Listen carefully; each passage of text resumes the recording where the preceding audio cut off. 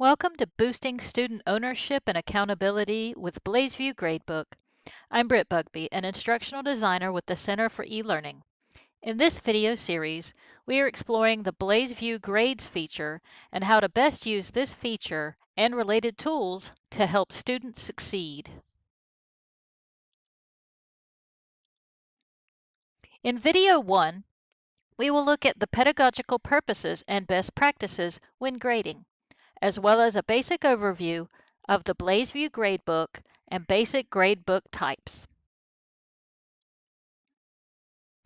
By the end of this video, you will be able to explain evidence-based instructional uses for grades and gradebooks, use the gradebook screen controls to access the standard spreadsheet and student views, demonstrate best practices for organization and maintenance of your gradebook, and compare points-only and weighted gradebook types. Let's first explore the purposes behind grading and gradebooks. Walvard and Anderson say grading infuses everything that happens in the classroom. It needs to be acknowledged and managed from the first moment that an instructor begins planning a class. Right now, I'd like you to pause this video and jot down a list of up to 5 purposes of grades and grading. When you've completed your list, continue. When you create a grade plan, consider the purposes of grading.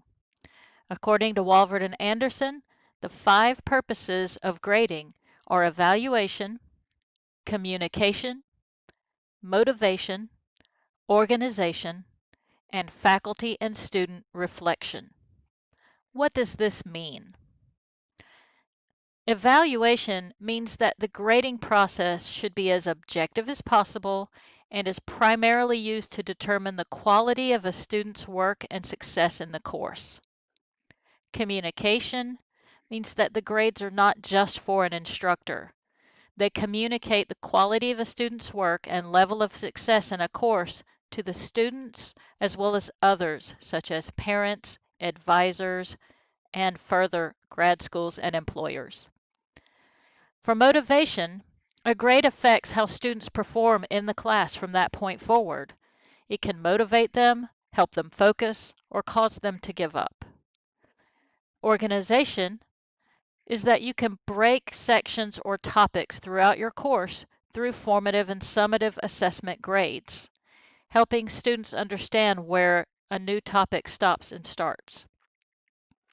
Reflection is that grades should inform the learning process both for the instructor and the student as you move forward in a course. As you move forward, think about how your grading practices will address these 5 purposes in future courses.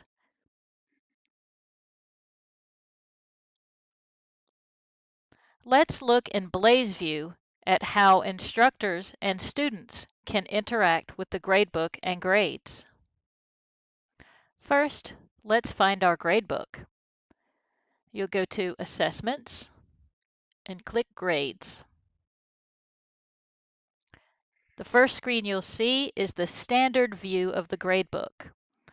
It can include different color schemes showing you a visual representation of how a student's grades are in the course, and looks generally like this, with your list over here, grades, possibly categories. Say you want to enter grades in directly. You click this button here, switch to Spreadsheet View, and then you will have the fields available to type things in. For example, let's change this grade to an 8. Save. And if you switch back to standard view, you'll see the grade is changed. You can leave it in either view based on what you prefer. Another view you would want to look at in considering how a student views the gradebook and how a student views their own grades throughout a semester is the student preview here. So you go to the down arrow next to a student's name, click Preview, and you will see this window open that shows you what the grades book looks like and what grades look like from the student's perspective. Some things you'll see in your grade book, a student will not see through the student grade view. Once you're done there, close and you can go back to your grade book. Now I'd like you to pause this video and complete the following tasks in one of your own BlazeVIEW courses or in your sandbox. Continue when you have done so. If you have any difficulty, please review what we went over. What are some best practices when it comes to grading and gradebooks? Now that we've looked at our gradebooks, let's examine some best practices when it comes to grading and gradebook organization and management. Best practices include the following. First, establish and explain your grading plan. Include your plan in your syllabus and explain it to your students in either an introductory activity or an orientation, fielding any questions that your students may have and communicating those expectations. Second, use linear design. Follow either a categorical or chronological order in your gradebook or some combination of both to help guide students through the course. Another best practice is to use clear naming conventions. Some ways to do this would be numbering and identifying contextual relationships for items, such as these examples. Calling it a quiz, identifying the chapter, identifying that it is a discussion, and the topic. Also, regular gradebook maintenance is very important. Plan for grade results within a certain time frame or on certain days of the week. Communicate this plan to students. This will save you many, many emails. So, how do these best practices translate to student success?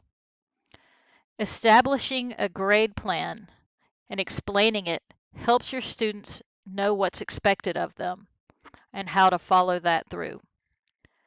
Linear design helps students easily locate their grades in the course and follow a path through your course. It gives them a map. Clear naming conventions help students connect the goal or outcome with the assessment and the grade. And regular gradebook maintenance makes sure that students know when to expect updates or track their progress as they move through the course. Before moving to the next video, let's look at types of gradebook structures. Instructors generally use either weighted or points-only gradebooks. Both have advantages to instructors and students. In a points-only gradebook, assessments are assigned individual point values that add up to a total cumulative number out of the maximum points available for a final grade. In weighted gradebooks, assessments are categorized by topic, module, criteria, or assessment type. Categories are assigned weight, which calculates to total percentage for final grade.